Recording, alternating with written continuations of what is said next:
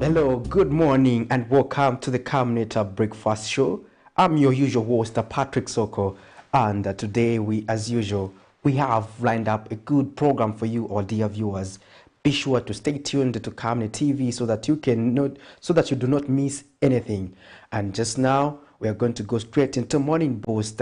This is our first segment, as usual, where we get to exercise early in the morning.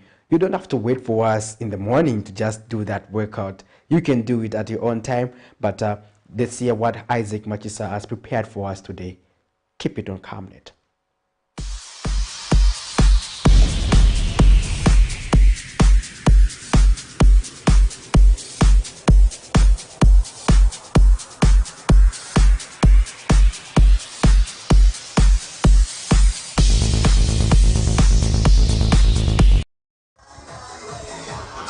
Good morning, viewers, and welcome to our morning boost.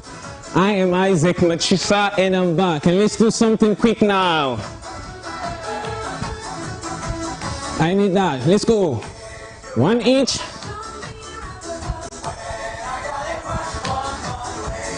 Just 5 minutes every morning. You're good to go. Let's go. One knee each.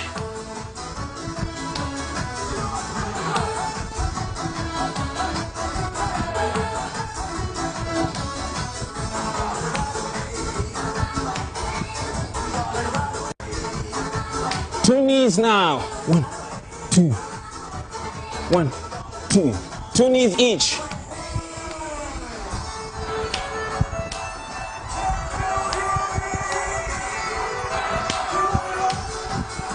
Two each. 2.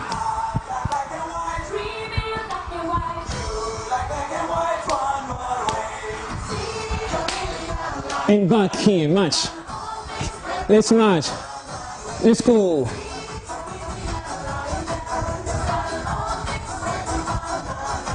Let's go.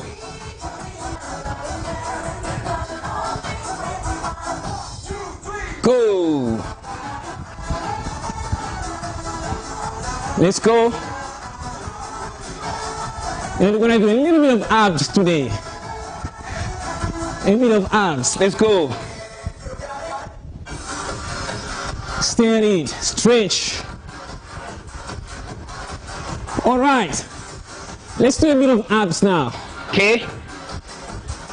Let's see how many we can do. So I'm gonna lie down here. Join me. Come with me.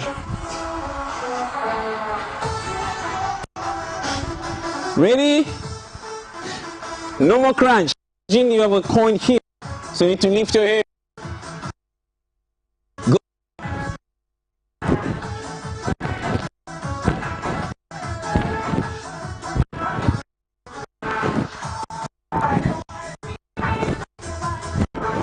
Take a break.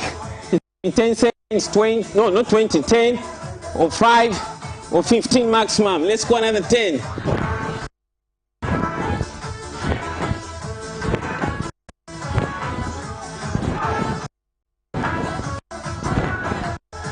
Let's go. 21.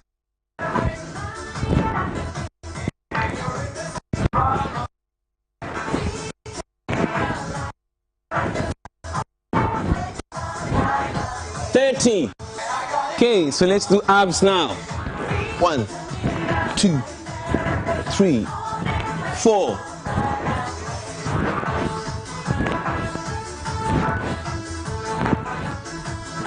10.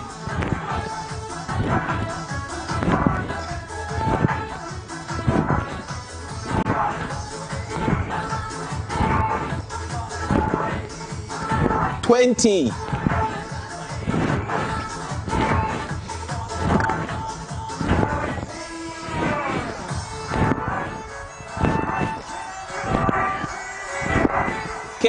30.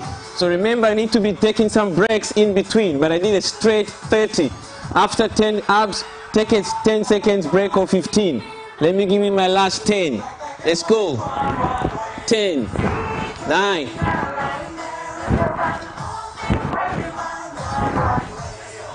4, 4, 3, 2, and 1.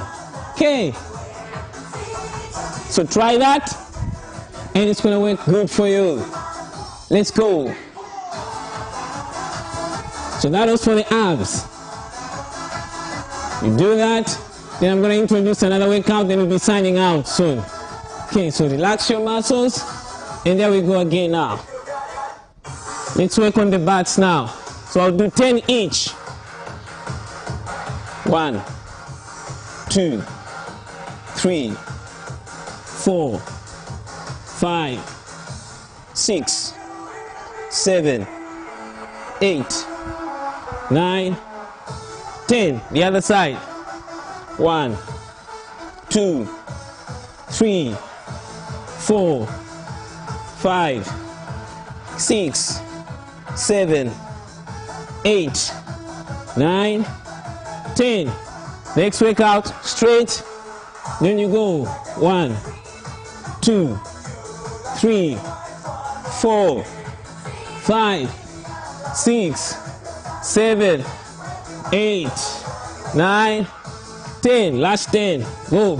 1, 2, 3, 4, 5, 6, 7, 8, 9, 10. And good morning.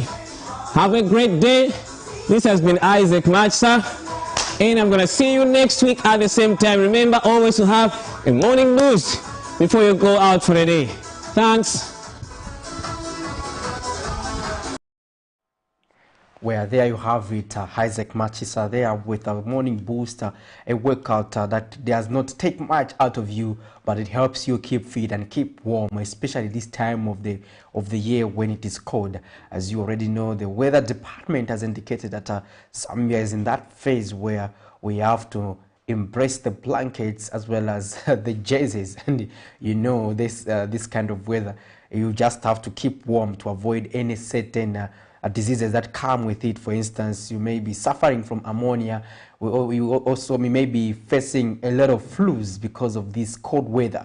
And if you remember, this is the time when the COVID-19 pandemic usually hits hard because of the weather, the kind of the weather which is cold, that helps the virus to mutate and emerge stronger. And we just hope that we'll manage as a country to stay safe and continue the COVID-19 cases on a lower level as it is at the moment.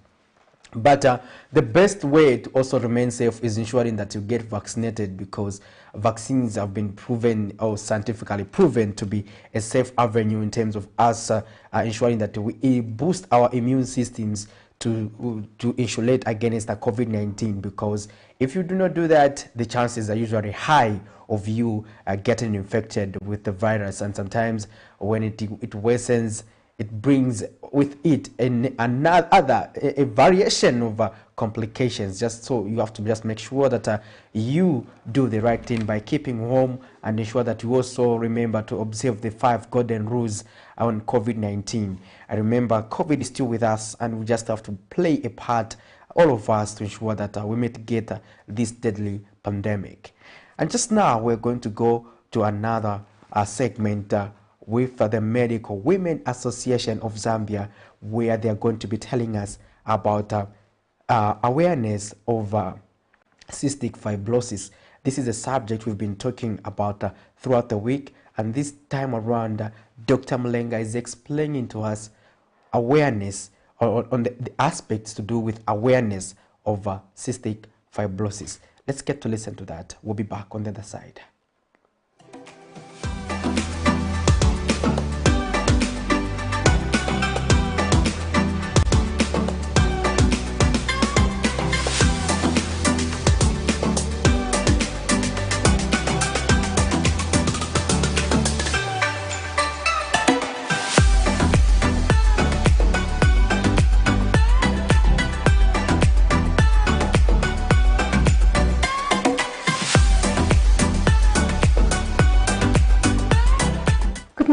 Camnet viewers, welcome to today's breakfast show, and on today's Health Corner, we continue the discussion on cystic fibrosis that has been started since Monday, and having this discussion with you is myself, Salam Lenga, coming to you from the Medical Women's Association of Zambia and the medical doctor with the University Teaching Hospital's Children's Hospital.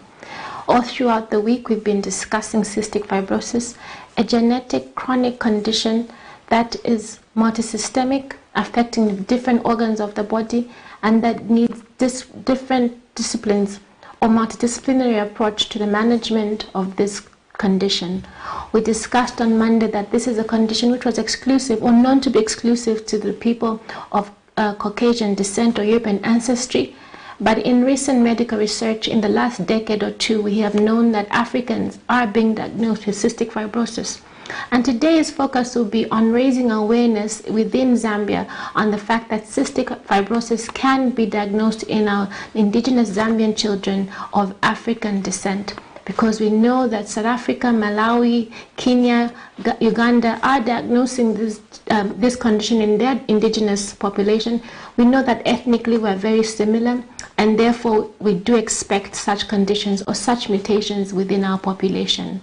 The month of May has been designated world over internationally as the cystic fibrosis month of awareness, where advocacy is raised for cystic fibrotic patients, but also raising awareness in our communities that may otherwise not be aware of this condition, which was earlier made exclusive only for the white race. On this account, we are focusing on the Zambian community, raising awareness for the fact that neonates can be diagnosed with cystic fibrosis, or it can be later diagnosed in adolescence or adulthood, and therefore it is important to have it in the back of our minds when we have a child or an adolescent or an adult who for a lifelong has been presenting with chronic lung infections, difficulties in breathing, difficulties in gaining weight, failing to thrive, malnourished, even with no food insecurity. They just don't seem to pick up weight, and they always have this chesty cough, wet cough. It should be something in the back of our minds as parents, as caregivers, but as clinicians as well. It has raised our index of suspicion because we know that Africans of indigenous African descent, black race, can have cystic fibrosis. Let us also remember that the condition has variety of signs and symptoms, and they're non-specific to cystic fibrosis, and therefore having one or two of the signs and symptoms discussed does not automatically diagnose cystic fibrosis, but it is a medical condition that will be diagnosed by a specialized clinician with the history coming from you as caregivers or you as the patient with all the complaints. It is important to have it on our list of the possible causes, because now we know that Africans, indigenous black Africans, can have cystic fibrosis, unlike past data which showed that only the white race or the Caucasian European ancestry had cystic fibrosis. This has been the breakfast show on the Health Corner with me, Salam Lenga, from the University Teaching Hospital, coming from the Medical Women's Association of Zambia. Have a good day.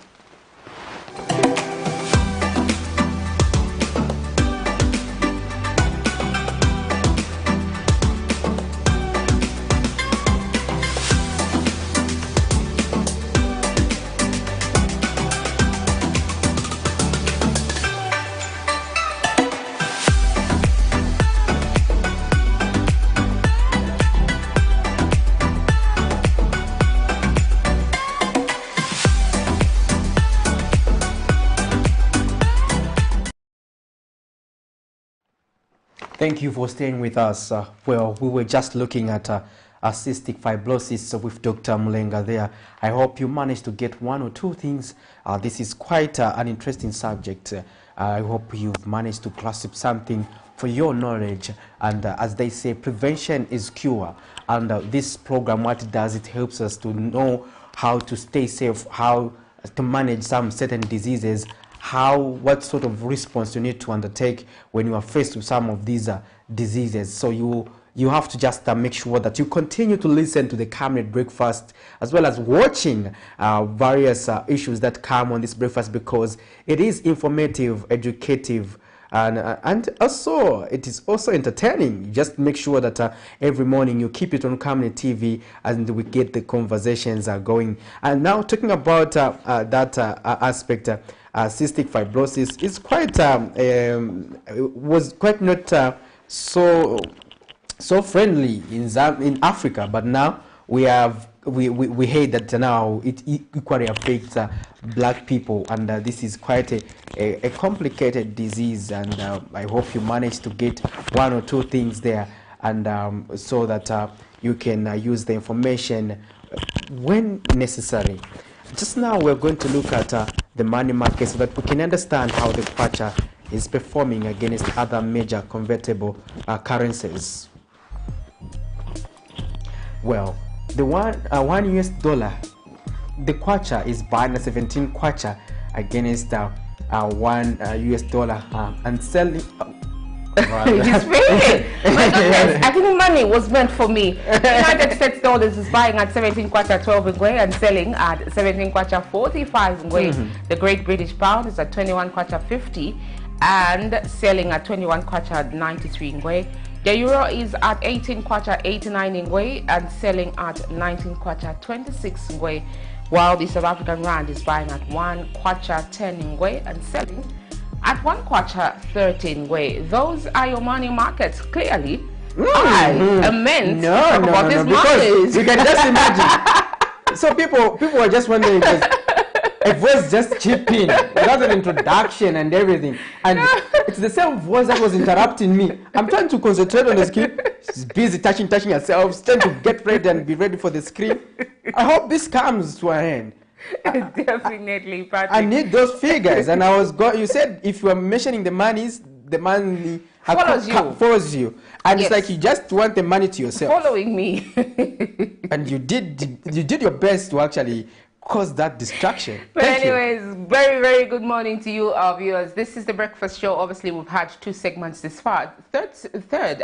You ambushed me on the third one. And he's accusing me of ambushing him. But you know, this is what happens when clearly money is running away from you and being attracted to the other side. So you too can join in the conversation, and let's get talking. Let's get interactive on issues that are affecting you in your various communities. This is your platform. We always mention this because when you speak through Camnet, you're speaking directly to the authority and decision-making people who just say, okay, let's do something, you know?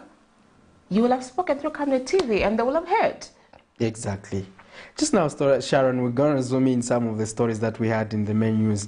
And one of them we'll look at is the story that involves some ex-inmates there who were released. But, you know, as usual, in Zambia, we haven't had a plan to help these people reintegrate into society. No. So reintegration becomes a challenge, and you'd find that others end up going back to the same issues that led him to commit a crime and end up in prison. So we just hope that the government will get things right this time around by ensuring that there is a package for these people who are released from detention. And we're just talking about that. We had this story, Sharon. The women are coming from Chivoria. And you know, Chivoria is also prone to crime. Yes. So chances are high that you may be tempted to go back. So, but what are we doing to ensure that we mitigate this from happening? Because crime prevention is equally vital. But how do you prevent crime when the people are not well equipped? So let's get to listen to this story. We'll be back on the other side. This is Brenda Zulu, 45, and 60-year-old Maggie Mati, both of Chivolia compound, who walked to freedom 6 years ago after serving their prison sentences. Their lives have, however, been faced with many challenges following their reintegration to society, as they have since lost connections to all economic activities they engaged in before being incarcerated. Speaking to Camnet TV in Lusaka Wednesday, the women have complained that despite them having learned skills in prison, they do not have enough capital to start small businesses that can put those skills to use. They have called on government to consider putting in place measures that will help create opportunities for them to revamp their lives. Tenzokamba kopa tandizo mwamene tinachokera ku prison so tenzopemba tandizo ku government kuja ku prison kwatenzeriri tinapunzira vambiri tinapunzira kutunga but after tachoka tandizo kuti atitandizo tupeze machines ajotungira vintu vamene tenzopunzira moja tisowa kwamene tingapeze ndrama za kuti tingagule machine so tenzopemba tandizo bationako kuti batitandizira chika mwaye tinachokera tinkara. The women have lamented that communities have failed to regard them as equal members of society owing to the fact that they are once prisoners. Kuti tifuna kubwerera ko futhi ku prison kwamene tezeri tinife vantu vochinja pamene tinaenda kuja vanachipereka kuti tichinje so tinife vochinja but kwamene tinachoka panja tikangiwa kuti maskills amene vanatipunzisa kudunga madomati kutunga tumaponchi machani vamene vanatipunzisa tilibe ndiramagula makotoni nawo vachibhururu sivatiyangana monga nife vantu and life ndiyovuta lero waenda wachibhururu waenda tandara kugona msitting room tilibe navochita na vana na vazukuru vose nivosokonezeka tipempa government itiyanganeko tipaseko makapito. Meanwhile, Prison Care and Counseling Association, PRISCA, Executive Director Godfrey Malembeka says government has already shown political will to ensure that ex-inmates are given the much-needed support. He, however, adds that they should go further and consider giving working equipment to such people that will enable them to put to proper use the various skills that they have attained whilst in prison. By the new Dawn government, especially by the president himself, because he is announcing that there is need to empower people, to give people some startup capital, to give people some tools, so that when they are discharged or pardoned, they will then go and implement those skills or academic programs they were doing while serving their sentences. That is the way to go. We need to empower the people, especially the aged, women and young ones. And especially today that we have seen the decentralized constituency development fund, we need to include these people in those wards and committees, form cooperatives. Messi Chanika reporting for Camnet TV News, Lusaka.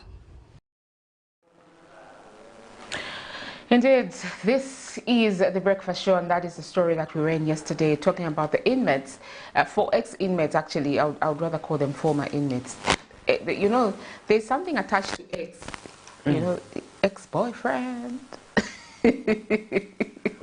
But ex. I know. But for me, but there's just something about ex that I wouldn't actually want to be associated with. So I would rather say former inmates, you know. Really? Yeah. Okay. So that was the women from Chibolia. It's a densely populated area, is mostly known for its notorious behavior of criminal activities and the sale of illegal substances, drugs. Let me just be specific, like marijuana, the cocaines of that world, and the other drug, which is a combination, and that has been discovered by the Drug Enforcement Commission. And you know, when people are already vulnerable, and then you actually add on to their vulnerability, it actually, you become an accessory to their condition. And this is not a secret, Patrick. I think advocates for people that are ex-inmates have spoken about these times with a number that when people are released from prison, when they come back to society, we don't accept them. We actually label them for a lifetime sometimes, you know. Even when somebody relocates to a different area, but when we discover that 3 years, yeah, you know what comes to your mind? He's a criminal. But at the same time, we need to understand that some people have been incarcerated due to lack of evidence that they were innocent. You know how the law is, and how court processes are, really. It's about evidence. The one who produces more convincing evidence, even if they are on the wrong side of the law, they may end up being right. So it's not exactly that those people that are in there are all guilty. Some people will be in prison for like 3-4 years because their cases have been dragging, and at the end of the 4 years, they'll be found innocent. But when in society, we'll just say, "Where's the 4 years?"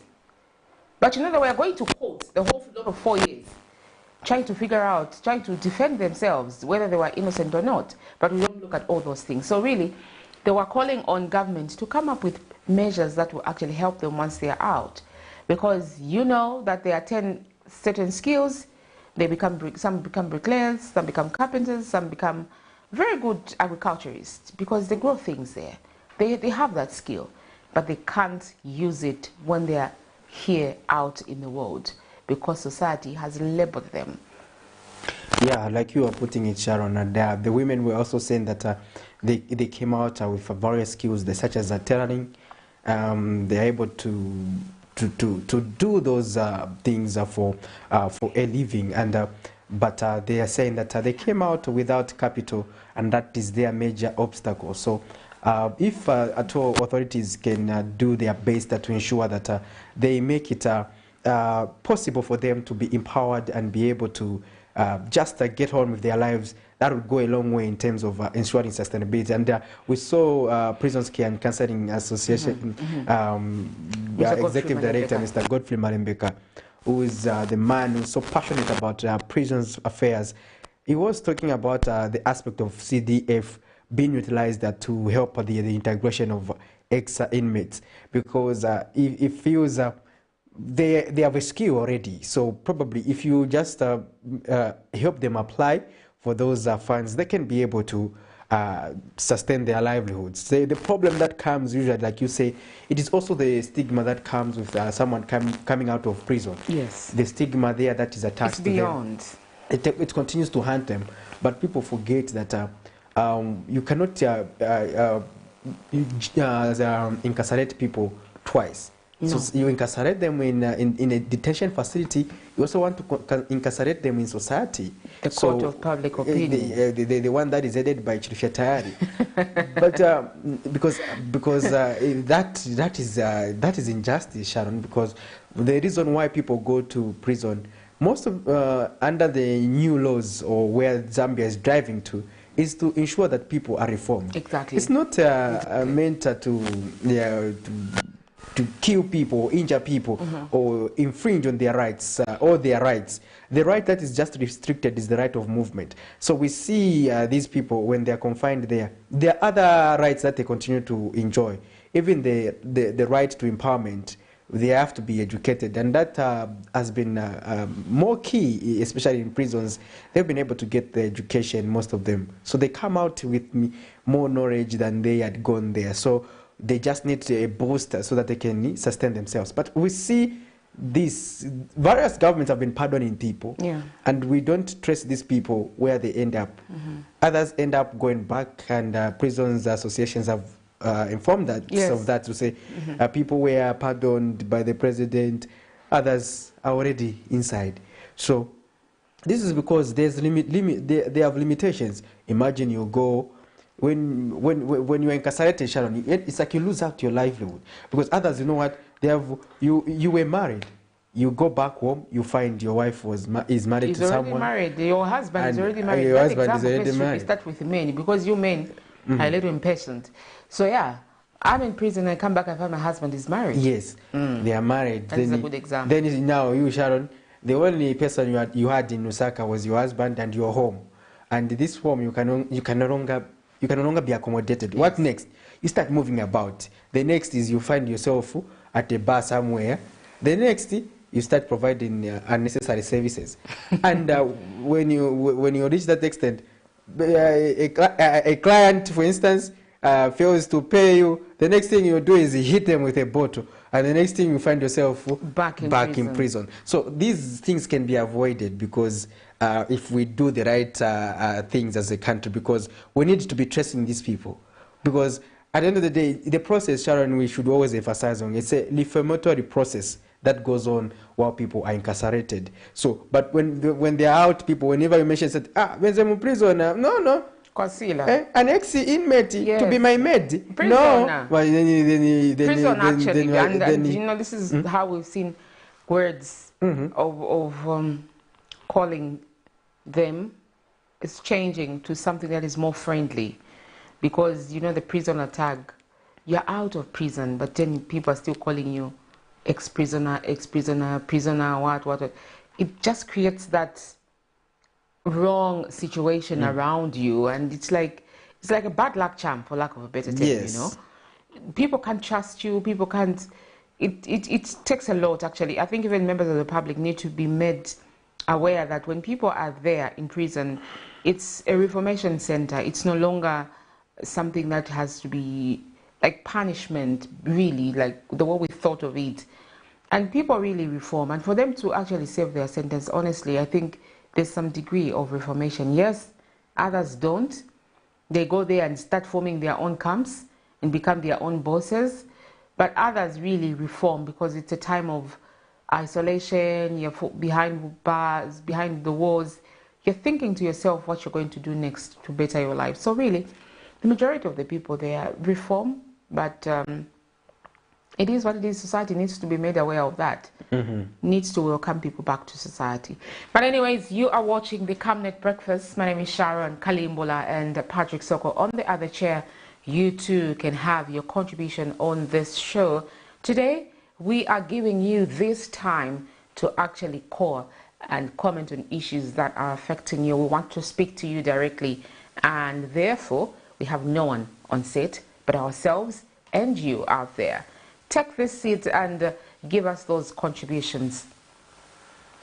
Yes, talking about contribution, you can do that as usual using the number that will be on your screen, as well as on our Facebook platform. Just now we're zooming another story from the UPND, where they are talking about the setting up of the commission to address issues pertaining to tribalism. And we also play this... We still have tribalism tribal remarks, yes. especially we are still having, especially in the political fraternity. We've seen this remaining prominent, Sharon. And this has been happening for a while now. But we just hope that politicians can just rebrand into something that is more national-oriented in terms of building, and as opposed to vindictiveness. I think that is not taking us anywhere. Indeed, Patrick, and also we're going to play the stories back-to-back with the story for the Electoral Commission of Zambia. Yesterday, Esau Cholo, who is the boss, for lack of a better term, launched the continuous voter registration. It's been very topical for the past years because people have always thought time is not enough when it's given only when the country is holding its general election. So they've been calling for this. Let's see how far it goes. So we play those stories back to back, the UPND and the story for the Electoral Commission of Zambia. Let's look at this.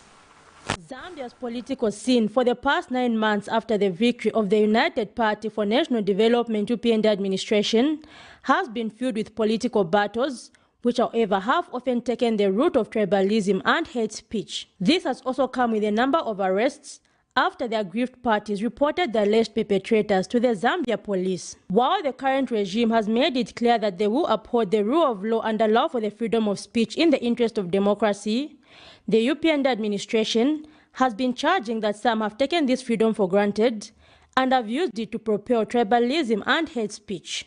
In this vein, the UPND Religious Affairs Committee has called for the setting up of a commission which will focus on acting as a watchdog on tribalism and hate speech to prevent the country from plunging into chaos. Addressing the media Wednesday, UPND Religious Affairs Committee Chairperson Pastor Kelly Mukonka says lessons must be learned from countries like Rwanda, which experienced genocide on similar divisions. We are requesting the powers that be, where we belong, all of us, to give us a commission called Commission for Reconciliation and Against Tribalism. Yes. We have been singing One Zambia, One Nation since 1964. It has become a song. But I think it has never helped us. It has become a field. We need a watchdog institution in the form of a commission against tribalism, so that it becomes a watchdog, so that whoever utters tribal state sentiments are taken to court immediately. Yes. We believe and trust that will bring us together, that will create unity, and that will arrest the situation. Should we leave it unattended in that manner, we won't be able to achieve anything on tribalism. Pastor Mukonka adds that the committee will also begin taking such matters upon itself to see that they are reported to the Zambia police. Anything I will see abusing freedom of speech, it's a very good law in the country. Please be free We don't want to infringe anyone's rights in the country. Be free to criticize us. Be free to criticize the president. But as you criticize, ensure that you are able to give a solution at the end of the day. That is very important. If that is not followed, I always rush to the Emeka Jova's office there. I always tell, please, can you inform your boys and girls in police? Let this one be arrested for doing what is against the law. They add that if such measures are not taken, the country may be divided to a point of no return. Zipporah Mshala, Camnet News, Lusaka. Youths in Lusaka have welcomed the continuous voter registration exercise that has officially been flagged off by the Electoral Commission of Zambia, ECZ, when is the 1st June 2022. The Commission has introduced a process of continuous voter education as one way of reducing inconveniences that come along with a last-minute registration, such as the breakdown of machinery. This was experienced in some areas during the period leading to the 12th August general elections, hence disrupting the process. A check by Camnet News at Lusaka's main library along Katondo Street, where the event was taking place, found scores of youths who were waiting in line to get their voters' cards. In an interview with Camnet News, some youths who had already gotten their voters' cards said the process is fast and efficient. I was actually the first one to be given this. The process is not long. It takes about 5 to 10 minutes, but 5 minutes is the maximum. The reason I came here is because I'm a citizen of Zambia, and as a citizen of Zambia, it's my right, part of my, it's my civil right to have this thing. Meanwhile, speaking at the same event, ECZ chairperson Justice Esau Chulu has encouraged all eligible citizens above 18 years of age to register as voters. Transfers between polling stations, replacement of lost, destroyed, defaced and damaged voters' cards, change of names, claims for inclusion in the register of voters, amendments to the register of voters following the outcome of appeals and objections, correction of clerical errors, and removal of deceased voters from the register. The Commission is therefore calling on all eligible Zambian citizens who are 18 years old and above and in possession of a green national registration card to register as voters. On behalf of the Commission, it is now my honor and privilege to officially launch the continuous registration of voters, which starts today, 1st of June 2022.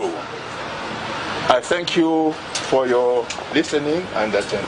Thank you. Meanwhile, Disability Rights Watch Director Wamundila Waliyuya has encouraged persons living with disabilities who are eligible to register as voters to do so and secure their participation in the 2026 general elections. He adds that the move is a great thing as it will enable the disabled persons to register at their own time without panicking at the last minute. Mr. Wamundila says ECZ should turn most polling stations into voter registration centers, unlike the single centers that are far from the areas majority of persons living with disabilities reside. Has finally started the continuous voter registration with effect from 1st June.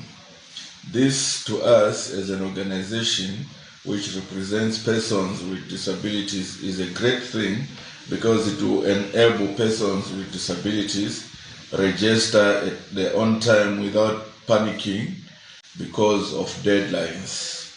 The continuous voter registration for Zambians will ensure that persons with disabilities who had no national registration cards, since they've been facing a lot of difficulties in acquiring national registration cards, will have enough time to get their national registration cards. Cherish Sibote for Camnet News, Lusaka.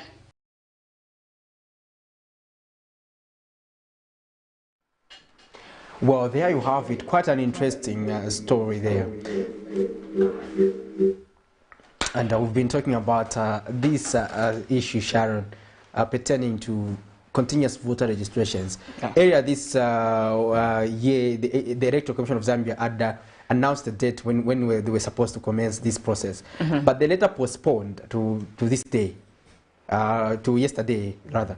But this had also raised concern among stakeholders because the grounds in which the ECZ was postponing the process were not sufficient according to others, because they were thinking because there were some by-elections taking place and the process could not go on. But others argued to say you just needed to suspend in those areas where there were by-elections, and that is exactly what they have done. And then in you some continue. Areas, they are not.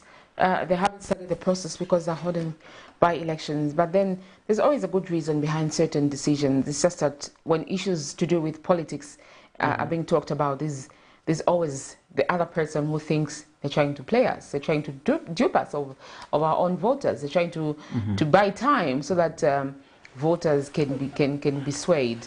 Yeah. I think yesterday we had an interview, Patrick, with the NDC leader who mentioned to say accused the UPND on set to say this administration is interfering with political parties using institutions that are well-braced for carrying out certain mandates.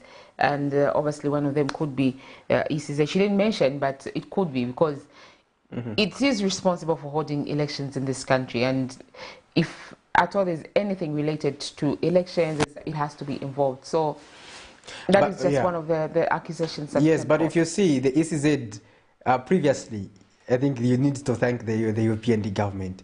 The the continuous voter education has not been held previously. In we have been abrogating the law, but for the first time, or rather, among the rare occasions, we are seeing the process. We saw the process kick off. Because the ECZ is mandated to undertake that continuous voter registration, Sharon, because it is vital. It also helps, for example, in an event you have a by-election, you have those people who might have lost their voters card, they are able to get their voters Patrick, card. And you also have new entrants on the electoral register, like Cherise here. She covered the story yesterday and obviously understands the nitty-gritties of what was going on. Did you register as a voter? No, I didn't register as a voter, but I'm planning to do so since they have restarted the process. How old are you? I'm 20. So you are eligible to vote. But last year, what happened? You would have added on to the 2.8 Are or you 1.8. Jehovah's Witness? No, I'm not Jehovah's Witness. I was just not ready. I wasn't ready to make the decision, and I think when you're making that decision, you should at least have a political party or a preferred candidate of your choice. And for me at that particular time, I didn't want to choose any of the people that were standing. Tell us about that story. Nice. So how is the process and what is going on around that? Because you covered the story. So yesterday at the Lusaka Main Library where the event was held, and the library is going to be the center for Lusaka district. So initially you find the electoral officers there, you take your NRC and they'll ask you your details, and it takes about like 10 to 15 minutes. Interesting. We saw that you interviewed some pupils there. What were they doing? The pupils were saying they were happy. They belonged to a club, ECZ club at their school, at Lusaka Boys. So when they heard that the ECZ had restarted the process of registering voters, they were eager to get their voters' cards, and they went. So I found like a number of them. Interesting. That tells me that so the ECZ clubs are active than our press clubs, Sharon, in these schools. Because if at all our press club were active, she would have voted last year. Yes, she was above 18. So I feel like I feel bad. As well. Like we failed her. And you saw the boys were there, so enlightened about electoral issues. And the ECZ is doing a good job there in trying to inculcate a system where these children grow up knowing their electoral rights and they know when to vote and how to vote. And, you know, when you have such a cadre of young people, that's the only ingredients of curtailing violence. Exactly. If you realize people thought that those people claim to say, I'm a cadre for UPND, I'm a cadre for PF. people thought these are the people who vote. Yeah. But to the contrary, people who vote are in majority than people who are card holders of political parties. And we saw that in the previous general election. So people just say, okay, between the Greens and the Reds, who are giving us something with? So people were voting based on that. And you see, yeah, it is young people like those, Sharon, who tend to make a decision at the end of the day, because they don't have anything to lose. They are not card carriers. They are not being paid to attend their political functions. So their interest is to see what is candidate A saying. What about candidate B or candidate C? What are they saying in terms of uplifting our livelihoods as young people, or what are they doing about that? So that's their focus. So this is why politicians need to be systematic, because at the end of the day, they will lose it, because now young people and the people of Zambia are more enlightened, Sharon. They are making decisions not because you have given me bread. They are making decisions because they want to see development. And we just hope next time you'll be voting, and as well as vote wisely, as the ECZ would put it. You vote according to your rights. Remember, your vote is your right, it is your secret, and just do it right in 2026. Acquaint yourself with information that will help you make that decision, because last year you're accusing us of not doing our job or not playing our role correctly because she didn't vote because she wasn't enlightened. Yes, so she couldn't choose who, you know, to go and vote for at the end of the day, so she decided to stay back. Not really. You just didn't do your job correctly. We take responsibility for that. It's one of the traits of leadership, not so Patrick, taking responsibility. So what are we seeing going forward? Are you going to follow up the story and see that at least it reaches its logical conclusion? I think yesterday there was a bit of all those you interviewed were males. So I plan on following up the story, especially maybe today or next week. I'm surprised to see that a lot of females were not undertaking this procedure, as in like Zambia's population, most of them are females, and then I didn't see any woman, any girl at the center. So it's really shocking. I would like to get a perspective from the women side, why they are not registering, seeing that the biggest population of Zambia. Go there today but even you are a female. But when you went there, you did not do that, and you expect Why did you register? No, I'm going to register so that you can be part of that population.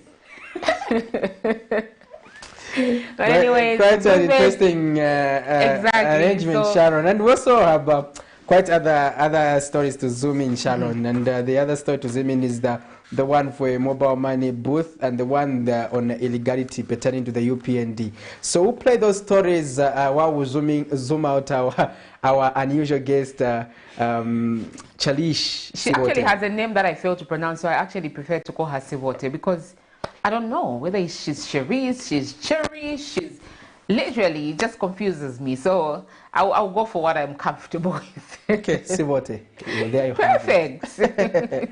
Let's zoom in those stories. It has been over a month now, yet the whereabouts of a mobile money agent, Pamela Chisumpa, remains unknown following her abduction by unknown people.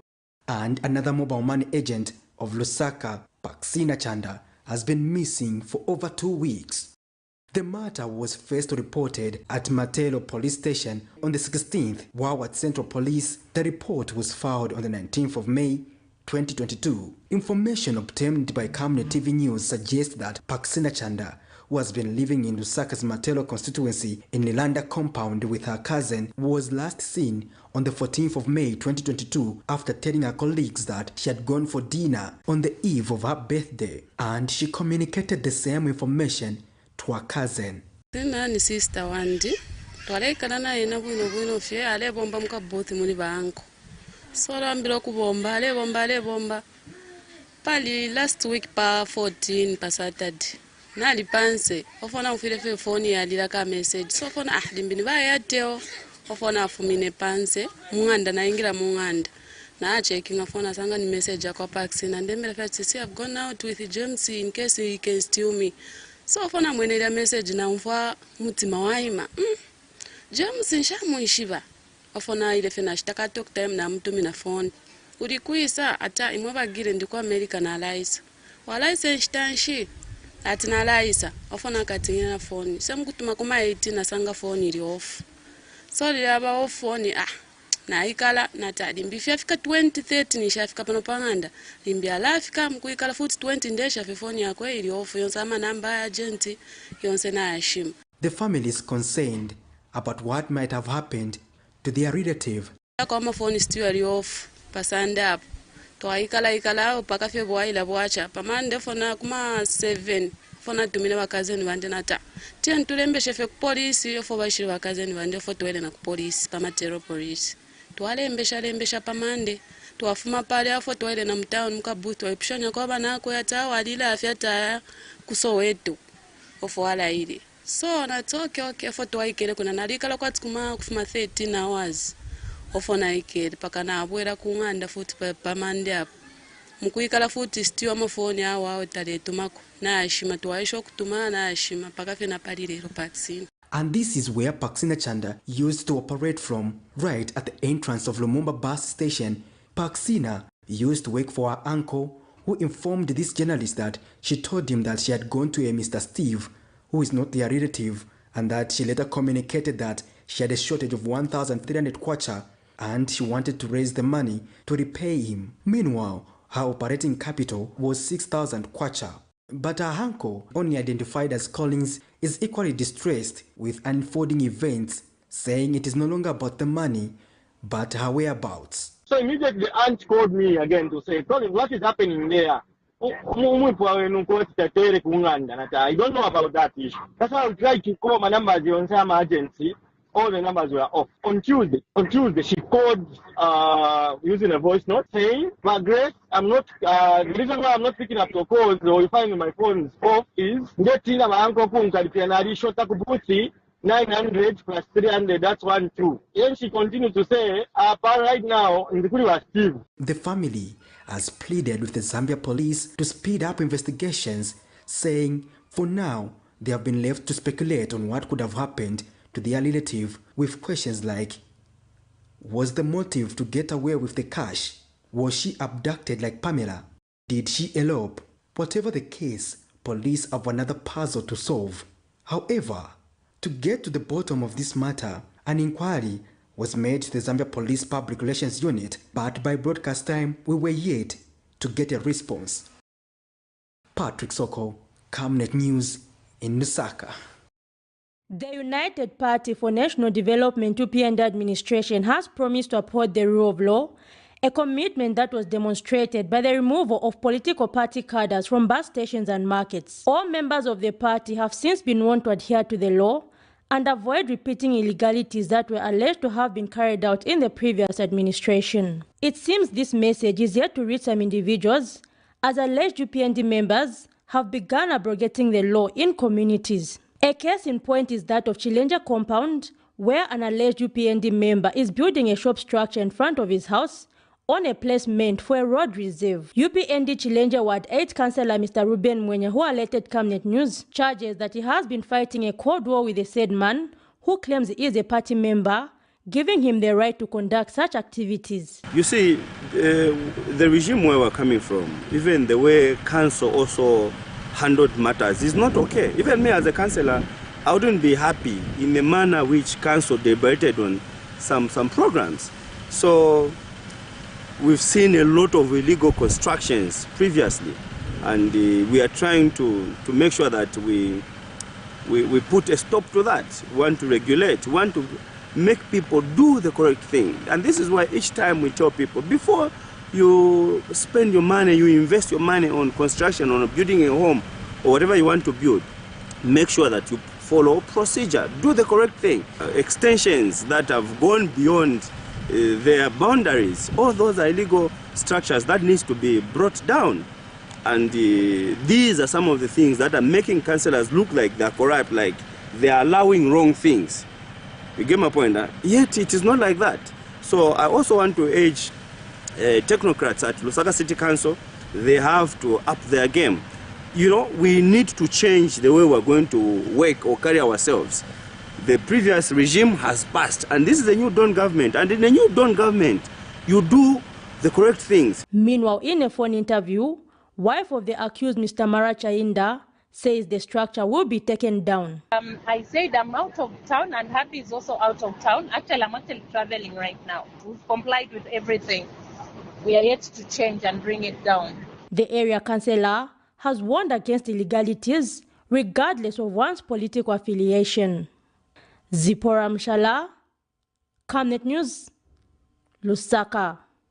The Cybersecurity and Cybercrimes Law has been stirring national debate since the time it was proposed in 2021. The controversial law was deemed by many, especially the opposition political parties, as a tool that the previous regime, the Patriotic Front, intended to use in order to limit the freedom of speech and expression of other political parties as the nation went towards its general elections. Yesterday, the Minister of Science and Technology, Felix Mutati, had made remarks that government intends to amend the Cybersecurity and Cybercrimes Law, which was enacted in 2021, shortly before the August 12th general elections. June 1st, 2022, in an interview with Camnet TV, the opposition political party, Third Liberation Movement President Enoch Tonga has echoed his words of caution to government officials to ensure that once in government, they make laws that will benefit the people of Zambia and not just their political party. When you change government, then the government that comes in will continue with those laws if they were made in the interest of the people. Now, if you make laws that target a particular group of individuals or your political opponents, you have to revisit such laws, and that's a problem because you spend time and money that belongs to the people of that particular nation. So our call is this, that going ahead, regardless of which political party comes into power, let us focus on coming up with laws that favor the people of the Republic of Zambia, not laws that favor individuals or targeting particular individuals that you are not comfortable with. That way, we are destroying the Republic of Zambia because we spend time and money. Again, that money will be repeated to be spent in the near future when that law is not in the interest of the nation. Meanwhile, an electoral expert, McDonald Chipenzi, in a phone interview with Camnet TV, says laws should be able to stand the test of time and not be subject to review every time a different political party forms government. So to ensure that the laws that we are making are laws that for everybody, every citizen, including those who are in power, when they are out of power, when they become ordinary citizens, power, political power is like dew. It's there in the morning, by afternoon or by mid-morning it's gone. So we need to ensure the laws that we are going to make are laws that can stand the test of time. It's a little bit expensive, especially now that there is even a rule that before you make any law, you have to consult stakeholders. Consultations are not cheap. So you cannot continue consulting on the same law over and over when you could have done it if you were not arrogant. Mr. Chipenzi further says the process of getting consultations on the laws for possible amendments is an expensive procedure which, if not done with due consideration, will end up wasting the taxpayers' money. Mercy Chanika reporting for Camnet TV News, Lusaka. Well, there you have it. Quite an interesting story, Sharon. We've been talking about the cyber laws for a long time now. And we had a guarantee from Republican President Hakainde Hichilema during when he engaged the media to say, this is a law that is up for amendment. And he also proposed the suggestions regarding the same. And we just have to continue reminding them, these people would be preoccupied with a number of issues because people want to see service provision and they are calling all sorts of things on government to address. And we saw that story being re-echoed by various stakeholders, including the Third Liberation Movement, which is one of our opposition political parties in Zambia. And we also had electoral expert McDonald Chipenzi, who's also the Gears Initiative Executive Director, commenting on the same, Sharon. He is among the people who actually did a report and a research on the same law. And people like Mr. Chipenzi, through Action Aid Zambia, did conduct a deep analysis, which I was also privy to, just highlighting before the law was actually implemented, Sharon. They did preempt some of the impediments that would what it meant to the people. And for sure, They were, I can safely say they were against it. They said it needed more time. People needed to understand before the law was, the bill was accepted into law. But alas, you know, the previous administration was somehow quick, and the bill was made into law, and here we are today. We saw issues of internet disruption during the election day, and people thought it is the cyber law that is being affected. Yes, it was, because the government was within the law, based on the cyber, was using some of the provisions of the same law to actually do that, you see? Yes. To actually switch off the internet and everything. But you see, these are issues that were negative consequences that were predicted by stakeholders. Yes. To say it is meant to be used against the citizens. But however, the same law now is actually hunting some of the people who are in the forefront, advocating for it, Sharon, at the moment. Exactly, Patrick. And the Third Liberation Party president, Mr. Enoch Tonga, was very elaborate by stating that when laws are being formulated, they should be responsive to the people and not political parties, because political parties really, they're not given a lifetime. They're time bound. They'll leave eventually. You know, we've had so many people holding to different positions and they've left. And Mercy here, she covered the story, and obviously she got first hand. What she showed us there was not even enough of what she got. She probably got 10 minutes of the interview and only gave us 30 seconds of the whole interview.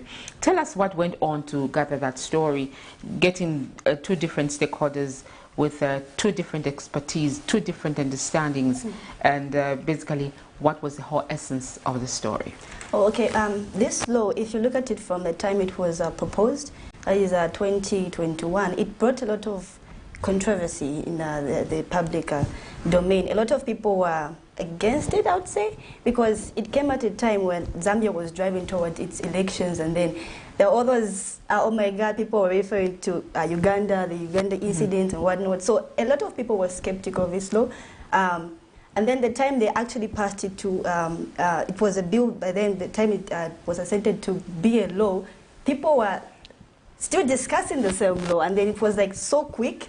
So now, listening to the Minister of Science and Technology, Mr. Felix Mutati, the other day saying that, okay, possible chances of revealing the same law, or amending it rather.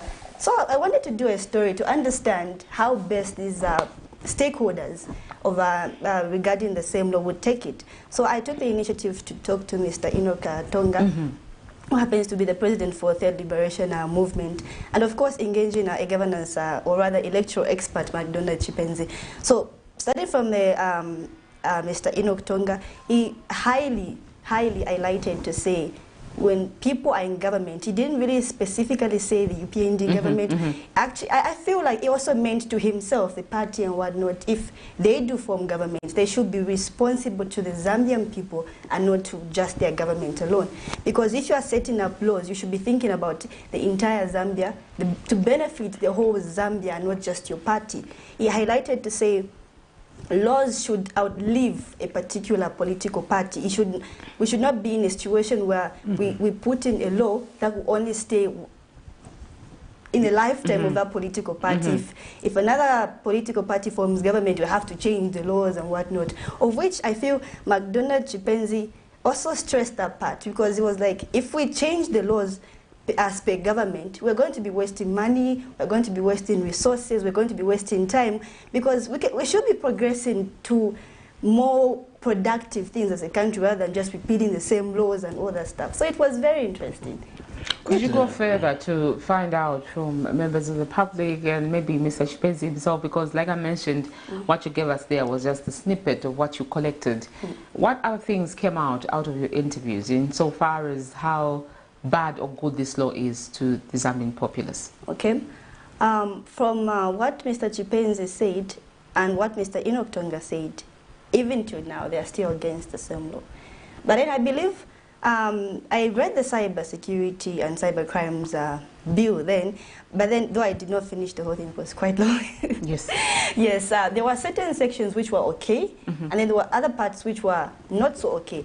Like the part where they did, the bill then did not really specify what cyberbullying is. So you may find that when somebody is sues a person for being cyberbullied, how do you define it really? All those things, you can twist it, you can bend it as per individual, and then it will bring all these misunderstandings it might even take people to court, but you don't really know how to interpret it. So all those lacunas were the ones which Mr. Chipenzi and Patrick is looking at me because you've used the word lacuna.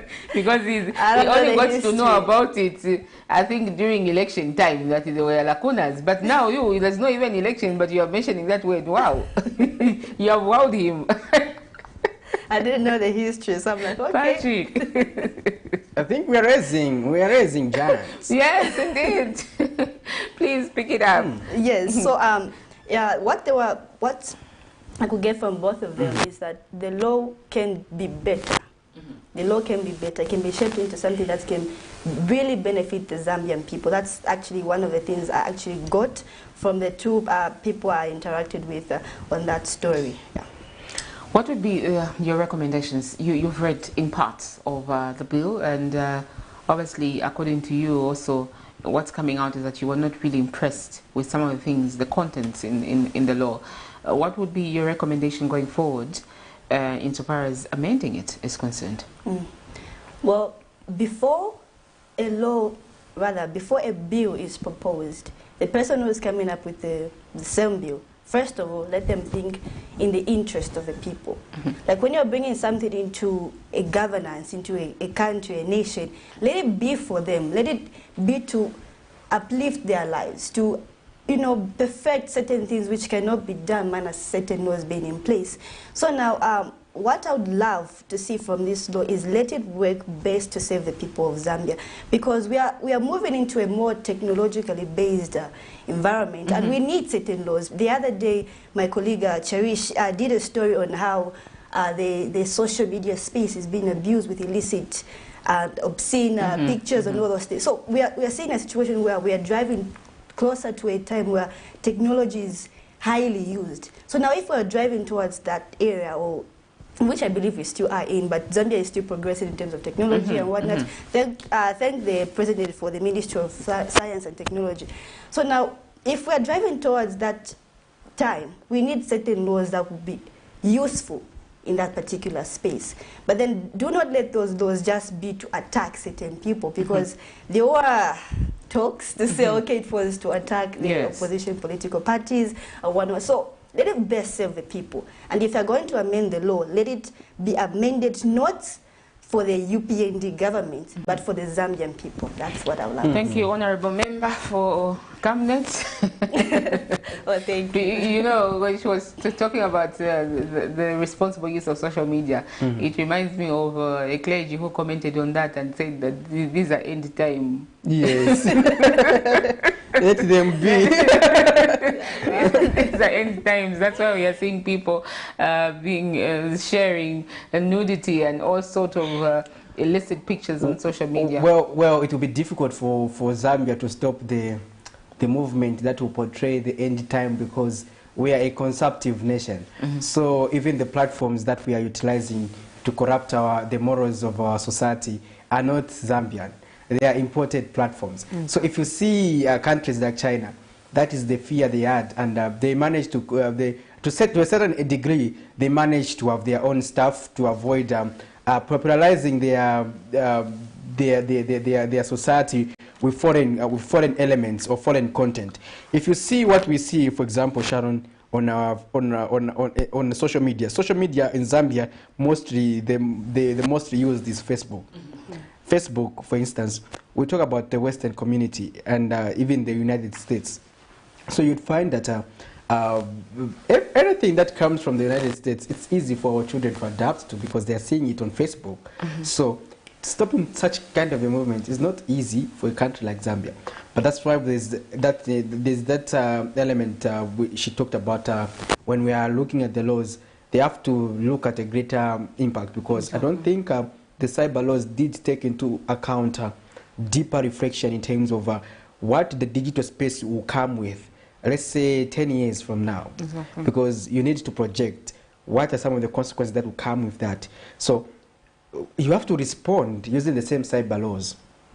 But if we're not going to make those laws responsive, for instance, we're going to see these incidences. If you see, we were just playing a story the missing girl there, and we're still talking about the missing of Pamela. It was social media that also brought out all those issues, and you know there are consequences to that as well. Yes. And the way the matters are blown out of proportion, because if you bring it to a media house like Camnet TV, first of all, we'll do the screening. First of all, we'll get to the root of the matter and understand what is happening here. Then we'll try to interview the relevant authorities. But if you see with social media, they'll share information as it is. Yes, with Messi TV, for example. Messi TV, they will just wake up and say, oh, whatever it is, then someone just posts. I've seen posts sometimes that do not head anywhere, and just having misinformation. For example, to say, 2 women, I saw a post, this would be on one of the posts, say 2 women were found at a grave. And should be Chunga cement, it should be in Matero, right? But Chingwere, yes. 2 women were found there. Then the information has come. They were naked, they were. So what's the story about? They just put that, and it confused people further. Now what happens is this. There will be those now people who are the keyboard punchers. Yes. So that the keyboard punchers, they will get this. They say, 2 women found naked practicing witchcraft. Exactly. You know, but the genesis of that story may not have been witchcraft. Could be dementia. You see, they we've could talked be about mentally challenged. Yes. You know? We've talked about those issues. You say Exactly. dementia, Sharon, at length. But if you see, you and I want to get that story and say 2 women in witchcraft, because as we know, we have a procedure on how we should handle this matter based on the IBA Act and laws that govern the media. But this important platform that we have in Zambia would also expose us all sort of things. You know, it is also not easy to inculcate responsible use of social media on everyone, because others have pseudonyms. Others pretend to be people who are not who they are not. They are not. Someone just creates a platform to say the web, for instance, just to attack Sharon, because they are not happy with her. Sharon reports on certain matters. Exactly. They just create that fake account to just be attacking Sharon, to try to demean her and bring her down. But we've seen these incidents happening. But you see, it's all happening through the same platforms, because that someone cannot face you to come and engage you on something, or come to the station and report matters as they should be according to the provisions of the law, but they would try to just do that to spearhead hate. And they have been doing the same in the political fraternity, where they would just be accusing each other of this and that.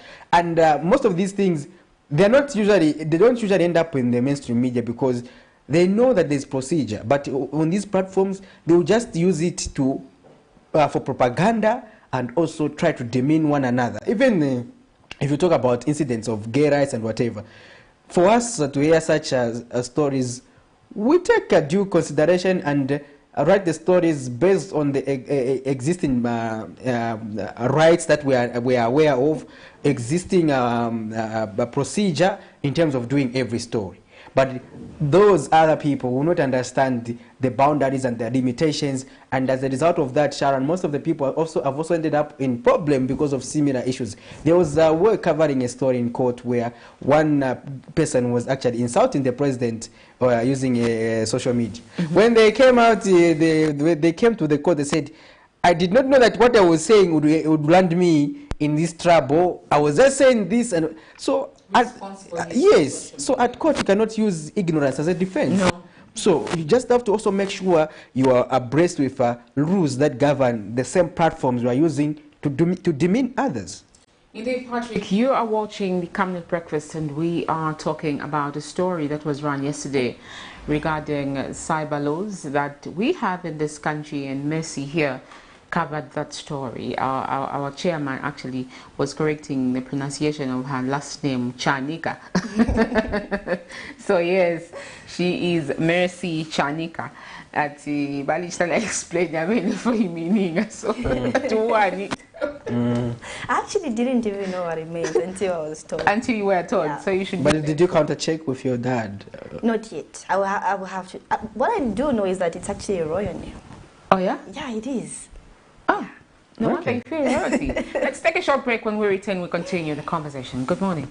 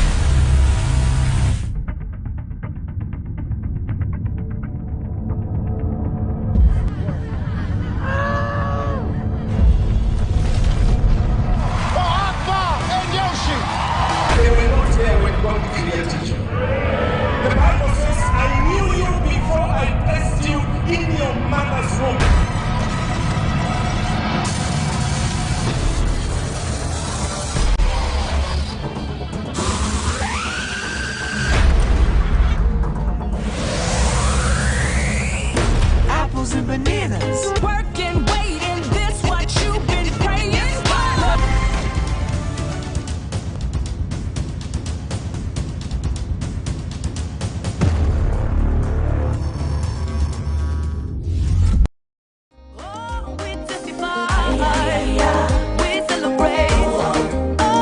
Hello, I'm Deborah Lukalu, all the way from South Africa. You are watching Camnet channel, not just another channel. God bless you. Stay tuned. Testify.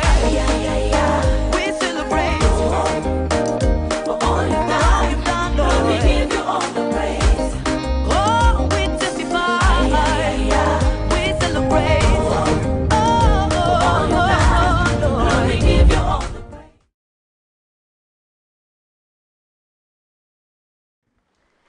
Well, there you have it. You are still watching the Camnet Breakfast Show, and we were just talking to our interns about the stories that they've been covering, just to get to understand how some of the stories that they're still following up in terms of, we talked about that issue on the cybersecurity at length. We also looked at the continuous voter registration exercise that has been ongoing that is ongoing and was launched yesterday by the Electoral Commission of Zambia chairperson Esau Chulu.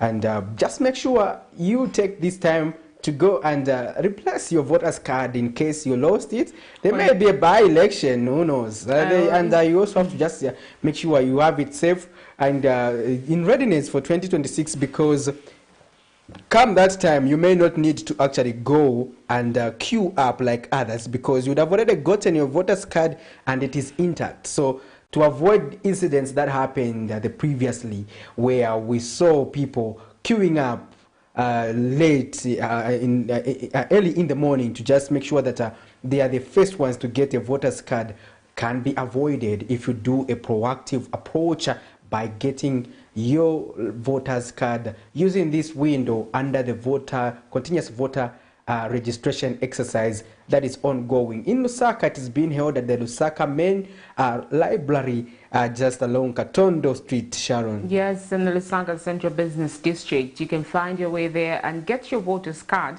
or even change your polling station, because some people have moved and they wouldn't want to travel to Chongwe. to go and cast their vote there while they are living in Lusaka. So obviously all those changes would be made, and find your way there, and the voter registration officers will actually advise you what you need to do. But remember to carry your good national registration. And I was also thinking of changing my voters cards, because I was thinking to say, how do I vote for Mr. Malundu if I continue voting from that other side? So probably I can change the polling station. And no, you have to hold on, because he may change his mind by the time we're approaching that year. He'll say, no, I've not saved enough, because I actually asked him to save enough. Okay. To save enough. So that he saves enough. Okay. Yes. Okay. But obviously he'll weigh the options by the year 2025 and see if at all he'll still go ahead with his thoughts of contesting one of the seats. Well, our dear viewers, you've been watching the Camnet Breakfast with me, Patrick Soko, and Shalon Kalimbula. Until next week, when we come back with the on the breakfast show with a policy and governance aspect on Wednesday and Thursday. This has been a Camnet TV Breakfast. Sharon and Soko, as usual. Stay tuned to Camnet TV. As usual, we always say Camnet TV is not just another channel. Good morning.